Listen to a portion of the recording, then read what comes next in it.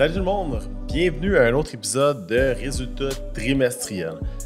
Cette semaine, une semaine qui est honnêtement vraiment plate. Pas beaucoup de compagnies super intéressantes qui viennent au marché, mis à part celles que je vais parler qui ont quand même eu un impact assez profond sur le marché. Une semaine qui a commencé avec un upside. Le marché semblait rebondir. Jerome Powell de la Banque fédérale aux États-Unis parlait hier. Il parlait que la Banque fédérale ferait tout ce qui serait possible pour eux pour combattre l'inflation. Donc, le marché prenait le message positivement, marché qui était à la hausse, mais mercredi, on est encore dans un bear market, guys. Et c'est pour ça que la vidéo va être vite aussi, là, quand j'ai des positions dans le marché, mais le Dow qui plante en ce moment de 1100 points. Ouch! On pouvait sentir cette semaine qu'il y avait quelque chose dans le marché qui se préparait. Le volume sur le upswing était vraiment bas, mais c'est quand même intéressant parce que malgré que c'est une semaine plate dans les earnings, on a eu certaines compagnies qui... Tu sais, je vous dis toujours de regarder les compagnies parce qu'avec ces compagnies-là, on peut avoir un bon sentiment du marché au-delà des résultats, ou des statistiques qui sortent économiques.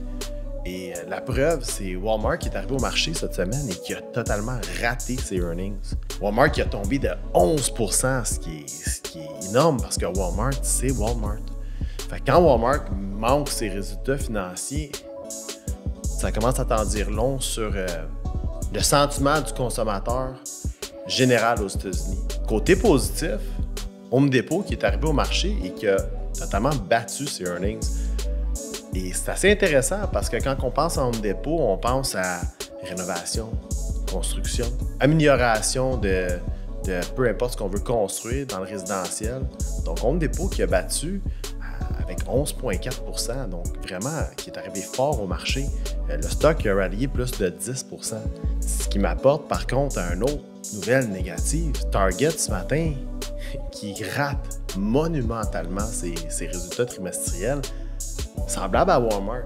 Ce qui est important à retenir, c'est qu'on voit beaucoup d'actions au niveau construction, résidentiel. Le market data il est très fort. Home Depot qui est très fort. Walmart qui rate. Target qui rate. Et malgré qu'ils ratent, ils ont encore quand même une bonne croissance en revenus, mais sous les standards de l'industrie de 3 %. Donc, qu'est-ce qu'on voit aujourd'hui? On voit un marché qui réagit. Comme je vous disais, ça se sentait dans l'air. Le marché a planté. Le Dow qui est down plus que 1100 points. C'est énorme. On appelle ça un bain de sang. Mais bon.